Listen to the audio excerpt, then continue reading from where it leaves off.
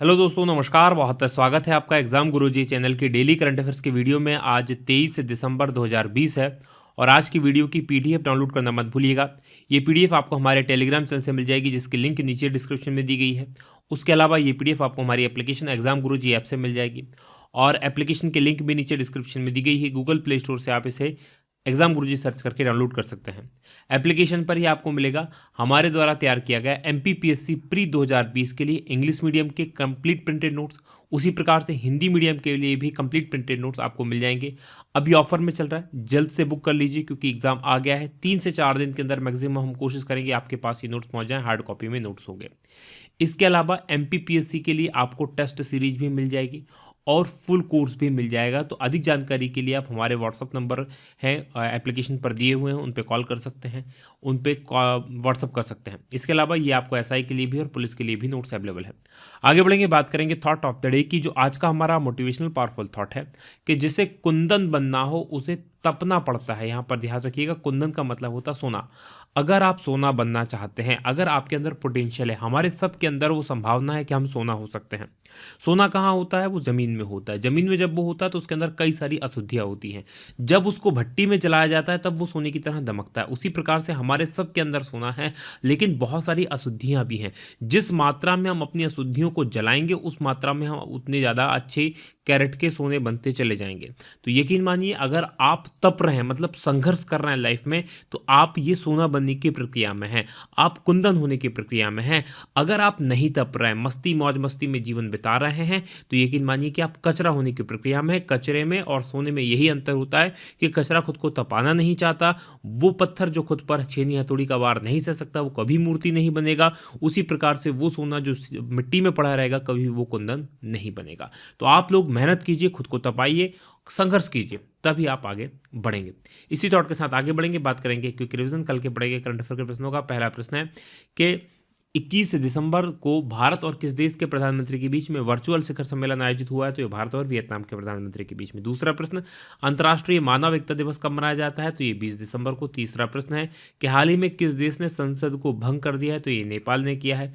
चौथा प्रश्न कि किस देश की स्पेस फोर्स का नाम अब गार्जियंस कर दिया गया है? तो ये अमेरिका की स्पेस फोर्स है। पांचवा प्रश्न कि 20वीं इंडियन ओशियन रिम एसोसिएशन मंत्रिपरिषद की बैठक किस देश की अध्यक्षता में हुई है? तो ये यूएई की अध्यक्षता में हुई। छठवां प्रश्न है कि देश में तेंदुओं की सर्वाधिक संख्या किस राज्य में है? तो ये मध्य प्रदेश में है। सातवां प्रश्न कि यूनेस्को ने किस देश की हॉकर संस्कृति को सांस्कृतिक विरासत की सूची में डाला है? तो ये सिंगापुर की संस्कृति है। आठवां प्रश्न है कि भारत की पहली उन्नत हाइपरसोनिक विंड टनल पवन सुरंग का सुविधा का उद्घाटन कहाँ किया गया? तो ये हैदराबाद में किया गया। नवा प्रश्न है कि हाल ही में कांग्रेस पार्टी के किस वरिष्ठ नेता का निधन हो गया? तो मोतीलाल वोरा। और 10वां प्रश्न है कि 400 साल में पहली बार कौन से दो ग्रह एक दूसरे के समीप से गुजरे हैं? तो ये बृहस्पति और शनि है। वहीं 11वां प्रश्न है कि खेलो इंडिया में किन स्वदेशी खेलों को शामिल करने को मंजूरी दी गई है? तो ये 4 खेल हैं। कलरीपयट्टू जो केरल का है, गटका जो कि पंजाब का है, मलखंब महाराष्ट्र और मध्य प्रदेश में फेमस है, और तांगटा ये जो है मणिपुर का है। बात करें 12वें प्रश्न की कि Wisden all time one day team में शामिल अकेले भारतीय कौन है और इस टीम के कप्तान भी हैं ये है कपिल देव। ये थे हमारे कल के पढ़े गए करंट अफेयर के प्रश्नों का क्विक रिवीजन।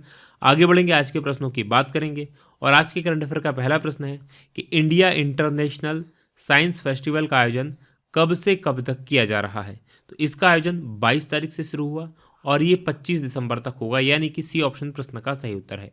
डिटेल देख लीजिए क्या है। तो प्रधानमंत्री नरेंद्र मोदी ने इंडिया इंटरनेशनल साइंस फेस्टिवल 2020 इसका शुभारंभ किया। अब आपको ये पता होना चाहिए कि ये जो फेस्टिवल है ये किसी न किसी जगह पर आयोजित होता था। वैसे विज्ञान भवन में नॉर्मली होता था जो दिल्ली के अंदर है, लेकिन चूंकि इस बार कोरोना वायरस फैला हुआ, इस बार इसका आयोजन वर्चुअल हो रहा है। तो आत्मनिर्भर भारत और विश्व कल्याण के लिए विज्ञान की थीम, यानी कि थीम क्या है कि भारत आत्मनिर्भर हो और उससे दुनिया का कल्याण हो, इस पर आधारित ये फेस्टिवल है। 22 दिसंबर जो कि गणितज्ञ श्रीनिवासन रामानुजन की जयंती है उससे शुरू होगा और 25 दिसंबर जो कि पूर्व प्रधानमंत्री अटल बिहारी वाजपेयी जी की जयंती है उस दिन की समापन होगा, समाप्ति होगी। और पूरा जो फेस्टिवल है इस बार वर्चुअल आयोजित हो रहा है। बात करें दूसरे प्रश्न की कि राष्ट्रीय गणित दिवस कब मनाया जाता है? तो राष्ट्रीय गणित दिवस जो मनाया जाता है वो 23 दिसंबर को मनाया जाता है, यानी कि बी ऑप्शन प्रश्न का सही उत्तर है। डिटेल देख लीजिए क्या है। तो भारत में साल 2012 से हर साल 22 दिसंबर को राष्ट्रीय गणित दिवस के रूप में मनाया जाता है, ये आपको याद रखना है। और ये दिन महान गणितज्ञ श्रीनिवास रामानुजन की जयंती के उपलक्ष्य में मनाया जाता है। तो ये दूसरी इंपॉर्टेंट चीज है जो आप याद रखेंगे, किनकी जयंती के उपलक्ष्य में, तो श्रीनिवास रामानुजन की जयंती के उपलक्ष्य में। इस वर्ष देश में जो रामानुजन साहब हैं इनकी 133वीं जयंती मनाई जा रही है। गणित के लिए बहुत इनको याद किया जाता है, बड़ा नाम है। बात करें तीसरे प्रश्न की कि प्रधानमंत्री नरेंद्र मोदी को किस देश ने प्रतिष्ठित लीजन ऑफ मेरिट पुरस्कार से सम्मानित किया है, और ये सम्मान दिया गया है अमेरिका के द्वारा, यानी कि डी ऑप्शन प्रश्न का सही उत्तर है। डिटेल देख लीजिए क्या है। तो अमेरिका के राष्ट्रपति ने भारत के प्रधानमंत्री नरेंद्र मोदी को सर्वोच्च अलंकरण है उस देश का, the legion of merit degree chief commander, ये सैन्य सम्मान है, इससे सम्मानित किया है। और भारत की ओर से अन्य देशों के साथ जो संबंध मजबूत हुए हैं और वैश्विक स्तर पर भारत की जो दृढ़ता भारत ने हासिल की है उसी को ध्यान में रखते हुए ये पुरस्कार इनको दिया गया है। और ये पुरस्कार प्रधानमंत्री की ओर से अमेरिका में जो भारत के राजदूत हैं तरनजीत सिंह संधू, उनके द्वारा ग्रहण किया गया। यहाँ पर आप देख पा रहे हैं ये तरनजीत सिंह संधू है, इन्होंने ये ग्रहण किया। इसके अलावा और भी देशों के प्रधानमंत्रियों को, जैसे स्कॉट मॉरिसन है जो कि ऑस्ट्रेलिया के हैं, उनको भी ये पुरस्कार दिया गया है। बात करें संयुक्त राज्य अमेरिका की, तो इसकी राजधानी वाशिंगटन डीसी है। राष्ट्रपति अभी तक डोनाल्ड ट्रंप है, जल्दी चेंज हो जाएंगे। जब चेंज हो जाएंगे तो आपको बता दिया जाएगा। संभवतः 20 दिसंबर को शपथ ग्रहण समारोह वहाँ पर होता है, 20 जनवरी को सॉरी। और मुद्रा यहाँ की अमेरिकन डॉलर है। एक अमेरिकन डॉलर में लगभग 76 इंडियन रुपीज़ होते हैं। अब मैप में मैं आपको अमेरिका लिए चलता हूँ। तो जैसा कि आप स्क्रीन पर देख पा रहे हैं हमारा भारत है, और हमारे भारत से अगर आपको अमेरिका जाना है तो भारत ये है, अमेरिका भारत के जस्ट अपोजिट साइड में। ये भारत आपको दिखाई दे रहा है, उसके जस्ट पीछे देखेंगे तो अमेरिका है। या उत्तर से जाएं, दक्षिण से, मतलब पूरब से जाएं या पश्चिम से जाएं, आप अमेरिका पहुंच जाएंगे, क्योंकि दुनिया गोल है और दोनों तरफ से बराबर ही पड़ता है। अब यहाँ पर देखेंगे ये यूनाइटेड जो स्टेट्स है, इसकी राजधानी कहाँ पर है, तो इसके पूर्वी हिस्से में ये वाशिंगटन डीसी है जो इसके पूर्वी हिस्से में इसकी राजधानी है। और इसकी जो सीमा है ऊपर कनाडा के साथ में, नीचे मैक्सिको के साथ में लगी हुई है। इस तरफ ये पैसिफिक ओशियन है, इस तरफ जो है आप देखेंगे अटलांटिक ओशियन है। और ये वो जगह है जिसको हम बर्मुडा ट्रायंगल के नाम से जानते हैं। ये मियामी बीच है, आपने कई बार नाम भी सुना होगा, मूवीज़ वगैरह में देखा भी होगा। ये बर्मुडा ट्रायंगल है, राइट, ये आपको याद रखना है। और इधर देखेंगे ऊपर एक और इसका राज्य है जो अलास्का है, जो कि इसने रशिया से खरीदा था। और ये रशिया के पास में लगता है बेरिंग जल संधि इन दोनों के बीच में। आगे बढ़ेंगे, बात करेंगे अगले प्रश्न की। अगला प्रश्न चौथा है कि प्रधानमंत्री नरेंद्र मोदी ने भारत और किस देश के बीच 6वें संवाद सम्मेलन को संबोधित किया है, और ये संबोधित किया गया है जापान और भारत के, यानी कि ए ऑप्शन प्रश्न का सही उत्तर है। डिटेल लिख लीजिए क्या है। तो प्रधानमंत्री नरेंद्र मोदी ने वीडियो कॉन्फ्रेंसिंग के द्वारा भारत जापान संवाद सम्मेलन, इसका 6वां संस्करण था, इसको संबोधित किया। और इस संवाद सम्मेलन का उद्देश्य यह है कि एशिया के अंदर अहिंसा और जो लोकतंत्र की परंपराएं हैं उसका सकारात्मक प्रभाव एशिया के भविष्य निर्माण पर पड़े, और उसकी आवश्यकता जो है भविष्य निर्माण में एशिया के, उसके लिए क्या इंपॉर्टेंट, अहिंसा और लोकतंत्र कितना इंपॉर्टेंट है, इन्हीं सब आवश्यकताओं पर विचार विमर्श के लिए आयोजन किया गया था। सम्मेलन के दौरान प्रधानमंत्री ने भारत में पारंपरिक बौद्ध साहित्य और धर्म ग्रंथों की एक लाइब्रेरी बनाने का भी प्रस्ताव रखा है। बात करें जापान की, तो यहाँ की राजधानी टोक्यो है। प्रधानमंत्री योशिहिदे सुगा है, मुद्रा यहाँ की येन है। मैप में मैं आपको अब जापान लिए चलता हूँ। तो जैसा कि आप स्क्रीन पर देख पा रहे हैं हमारा भारत है, और हमारे भारत से अगर आपको जापान जाना है तो मूव करना पड़ेगा पूर्व की तरफ। पूर्व में मूव करेंगे तो यहाँ पर देखिए ये चाइना है। चाइना को क्रॉस करने के बाद में आप देखेंगे ये जो देश है ये जापान है। जापान की राजधानी यहाँ पर आप देख पा रहे होंगे, इसके पूर्वी हिस्से में टोक्यो है, राइट। जापानी द्वीपीय देश है, एशिया का सबसे पूर्वी देश माना जाता है, और यहाँ सूर्य का सबसे पहला उदय इधर ही होता है, राइट। अब देखेंगे ऊपर आसपास इसके जो देश लगा है, ऊपर कौन सा देश है, ये रशिया है। नीचे की तरफ देखेंगे ये वाला जो देश है ये ताइवान है। ताइवान तक इसके द्वीप फैले हुए हैं, ताइवान की राजधानी ताइपेई है। इधर इसके द्वीप जो है वो साउथ कोरिया तक फैले हुए हैं, ये आप याद रखेंगे। आगे बढ़ेंगे, बात करेंगे अगले प्रश्न की। अगला प्रश्न आपके सामने 5वां है कि हाल ही में किस देश में कोरोना वायरस का एक नया रूप या नया स्ट्रेन मिला है, और ये मिला है ब्रिटेन में, यानी कि बी ऑप्शन प्रश्न का सही उत्तर है। डिटेल देख लीजिए क्या है। तो ब्रिटेन में कोरोना वायरस का एक नया स्ट्रेन, नया प्रकार बहुत तेजी से फैल रहा है, और वायरस म्यूटेशन की एक तरीका होता है। वायरस म्यूटेशन क्या होता है कि जो वायरस होता है वो आनुवांशिक श्रृंखला में उसमें परिवर्तन हो जाता है, यानी कि वो खुद को इवोल्व कर लेता है, उसमें कुछ परिवर्तन आ जाते हैं, जैसे वो पहला था वैसे कुछ चीज़ें उसकी चेंज हो जाती हैं, राइट। तो इससे क्या हो जाता है, जो बीमारी होती है उसमें काफ़ी चीज़ें दिक्कत होती है कई बार। तो ये वायरस म्यूटेशन एक नए प्रकार का वायरस तो पूरी तरह से नहीं बनता, लेकिन काफ़ी कुछ हद तक उसमें चेंज हो जाता है। कोरोना वायरस का जो नया स्ट्रेन सामने आया है, इसके बाद भारत सहित कई देशों ने ब्रिटेन के साथ विमानों की आवाजाही पर पूरी तरह से रोक लगा दी है। तो भारत ने भी ये रोक लगाई है। बात ब्रिटेन की करें, यहाँ की राजधानी लंदन है, प्रधानमंत्री बोरिस जॉनसन है, मुद्रा यहाँ की पाउंड स्टर्लिंग है। मैप में मैं आपको ब्रिटेन लिए चलता हूँ। तो जैसा कि आप स्क्रीन पर देख पा रहे हैं, हमारा भारत है, और हमारे भारत से अगर आपको ब्रिटेन जाना है तो मूव करना पड़ेगा आपको किस तरफ। यहाँ पर आप देखेंगे यूरोप में। यूरोप में आप मूव करेंगे तो ये जो आपको देश दिखाई दे रहा है, ये आपको देश दिखाई दे रहा है यूनाइटेड किंगडम। एक्चुअल में यूनाइटेड किंगडम ही वो देश है जिसको हम सामान्य भाषा में ब्रिटेन बोल देते हैं। यूनाइटेड किंगडम, इसका पूरा नाम क्या है? The United kingdom of great Britain and northern Ireland. Actual में इसमें 4 देश हैं, याद रखिएगा, 4 देशों का ये एक परिसंघ है। 4 देश मिलकर एक देश बनाते हैं। ऊपर का जो देश है उसका नाम है स्कॉटलैंड। आपने कई सारी टीमें देखोगी स्कॉटलैंड की होती हैं। नीचे का जो देश है जिसमें ऑक्सफोर्ड, लंदन वगैरह ये जगह है, ये वाला देश कहलाता है इंग्लैंड। आपने देखी हुई टीम यूनाइटेड किंगडम की नहीं होती, इंग्लैंड की होती है क्रिकेट की टीम जो है। इस तरफ ये लिवरपूल वगैरह जहाँ पर है, ये वाला जो जगह है, ये जगह जो कहलाती है, ये कहलाती है वेल्स। और यहाँ पर देखेंगे ये जो है ये नॉर्थ आयरलैंड है। तो ये चारों देश मिलकर एक देश बनाते हैं, राइट। तो ये आपको याद रखना है।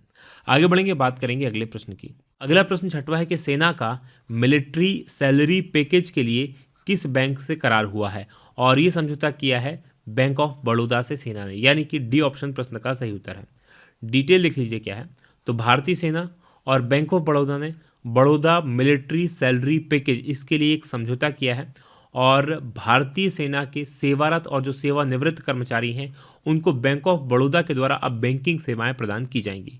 इस पैकेज के अंदर निःशुल्क व्यक्तिगत दुर्घटना बीमा होगा, स्थायी कुल दिव्यांगता सुरक्षा, आंशिक दिव्यांगता सुरक्षा, पर्याप्त धनराशि वाली विमान दुर्घटना बीमा सुरक्षा। इसके साथ साथ जो सेवारत कार्मिक हैं उनकी मृत्यु की स्थिति में उच्चतर शिक्षा सुरक्षा, उनके जो बच्चे वगैरह हैं उनके लिए।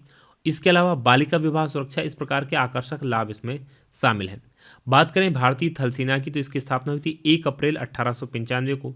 सेना दिवस 15 जनवरी को मनाया जाता है और आदर्श वाक्य है सर्विस बिफोर सेल्फ, यानी कि स्वपूर्व सेवा। और थल सेना अध्यक्ष हमारे जनरल मनोज मुकुंद नरवाने हैं। जब भी आप भारतीय सेना सुने तो यकीन मानिएगा, भारतीय सेना जब भी आप सुन रहे होंगे, भारतीय सेना में 3 हिस्से हैं एक्चुअल में, लेकिन सामान्य रूप से भारतीय सेना थल सेना को ही कहा जाता है। कई बार आपको थल सेना लिखा नहीं दिखेगा, आर्मी लिखा दिखेगा या सेना लिखा दिखे, तो बात समझ जाइए कि बात हमारी थल सेना की हो रही है। जबकि नौसेना के लिए नौसेना वर्ड ही यूज़ होता है और वायुसेना के लिए वायुसेना वर्ड यूज़ होता है। लेकिन जो थल सेना है उसके लिए थल सेना वर्ड सामान्यतः यूज़ नहीं होता, सिर्फ सेना शब्द का यूज़ होता है। बात 7वें प्रश्न की करें कि भारतीय उद्योग एवं वाणिज्य मंडल यानी कि एसोचैम के अध्यक्ष कौन बने हैं? तो एसोचैम के जो अध्यक्ष बने हैं वो बने हैं विनीत अग्रवाल। एसोचैम मतलब क्या होता है? The associate chambers of commerce and industry. इसको शॉर्ट में एसोचैम कहा जाता है, एसोसिएशन चैम्बर। इसका इस प्रकार से इसको बनाया गया है, तो ये आपको याद रखना है। अब इसकी डिटेल देख लीजिए क्या है। तो मालवहन क्षेत्र की एक निजी कंपनी है transport corporation of India limited. याद रखिएगा, transport corporation of India limited. इसके प्रबंध निदेशक हैं विनीत अग्रवाल और इन्होंने भारतीय उद्योग और वाणिज्य मंडल यानी एसोचैम के अध्यक्ष का पदभार संभाला है। इसके अलावा इन्होंने जो है डॉक्टर निरंजन हीराचंदानी का स्थान लिया है। और अग्रवाल जो है एसोचैम के इतिहास के सबसे कम उम्र के अध्यक्ष होंगे। वहीं स्वच्छ ऊर्जा क्षेत्र की कंपनी है न्यू पावर, इसके अध्यक्ष और प्रबंध निदेशक हैं सुमंत सिन्हा। इनको उद्योग संगठन का वरिष्ठ उपाध्यक्ष बनाया गया है। बात करें अब हम 8वें प्रश्न की कि ASSOCHAM enterprise of the century award से किसे सम्मानित किया गया है? और ये सम्मान दिया गया रतन टाटा को, यानी कि ए ऑप्शन प्रश्न का सही उत्तर है। डिटेल देख लीजिए क्या है। तो प्रधानमंत्री नरेंद्र मोदी ने वीडियो कॉन्फ्रेंसिंग के माध्यम से टाटा सन्स के जो चेयरमैन हैं रतन टाटा, इनको ASSOCHAM enterprise of the century award प्रदान किया है।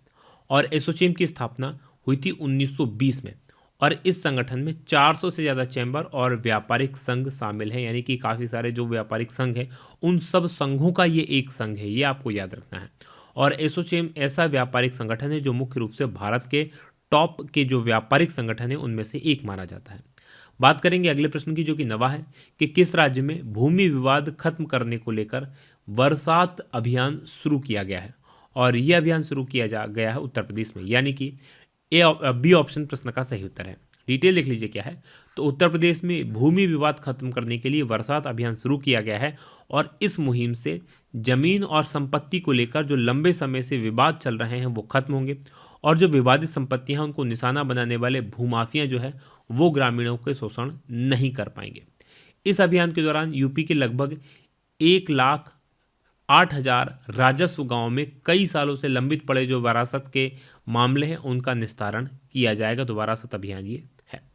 बात करेंगे अब हम उत्तर प्रदेश की। मैप में देख लीजिए, ये मैप में आपको उत्तर प्रदेश दिखाई दे रहा है। लखनऊ यहाँ की राजधानी है। मुख्यमंत्री योगी आदित्यनाथ है। राज्यपाल आनंदीबेन पटेल हैं। लोकसभा की 80 सीटें हैं, राज्यसभा की 31 सीटें हैं और विधानसभा की यहाँ पर 403 सीटें और विधान परिषद की 100 सीटें हैं। राष्ट्रीय उद्यानों की बात करें तो दुधवा नेशनल पार्क है, उसके अलावा अभ्यारण्य है, नेशनल चंबल अभ्यारण्य, पीलीभीत टाइगर रिजर्व है और नवाबगंज पक्षी विहार है। प्रमुख बांधों में रेहंद बांध है जो कि रेहंद नदी पर है, माता टीला बांध है जो कि बेतवा नदी पर और जिरगो बांध है जो कि जिरगो नदी पर है। बात करें 10वें प्रश्न की कि BBC sports personality of the year award किसने जीता है, और यह अवार्ड जीता है लुइस हैमिल्टन ने, यानी कि डी ऑप्शन प्रश्न का सही उत्तर है। डिटेल देख लीजिए क्या है। तो फार्मूला 1 विश्व चैंपियन है लुइस हैमिल्टन और इन्होंने BBC sports personality of the year 2020 का अवार्ड जीता है। ये दूसरा मौका है जब ये 35 वर्षीय हैमिल्टन को sports personality of the year का खिताब दिया गया है और इससे पहले उन्होंने 2014 में ये पुरस्कार जीता था, यानी दूसरी बार ये पुरस्कार इन्होंने जीता है। उन्होंने फुटबॉलर जॉर्डन हेंडरसन और महिला जॉकी घुड़सवार होली डेल इनको पीछे छोड़ा और ब्रिटिश प्रसारक यानी ब्रिटेन की जो मीडिया प्रसारक है उसका ये प्रतिष्ठित पुरस्कार जीता है। बात करेंगे अब हम कल के सवाल की। आज का हमारा करंट अफेयर यहीं तक था। कल मैंने आपसे प्रश्न पूछा था कि पाकिस्तान में भारत के राजदूत के रूप में किसे नियुक्त किया गया है, और ये नियुक्त किए गए हैं सुरेश कुमार। पहले गौरव अहलुवालिया थे, उनके स्थान पर सुरेश कुमार को नियुक्त किया गया है, यानी कि बी ऑप्शन सही है। आप इसे बहुत सारे लोगों ने इस प्रश्न का सही उत्तर दिया था। अब आज के प्रश्न का उत्तर देना मत भूलिएगा। आज का हमारा प्रश्न है कि किस देश की रॉयल सऊदी लैंड फोर्स ने सेना अध्यक्ष MM नरवणे को गार्ड ऑफ ऑनर दिया है। तो इनमें से किस देश की ये फोर्स है, कहाँ की यात्रा पर गए थे, वहीं की सेना ने दिया है, कमेंट करके जरूर बताइएगा। ये वीडियो कैसा लगा बताना मत भूलिएगा। आज की बात करेंगे यही समाप्त। आप लोगों का बहुत बहुत धन्यवाद। जय हिंद, जय भारत।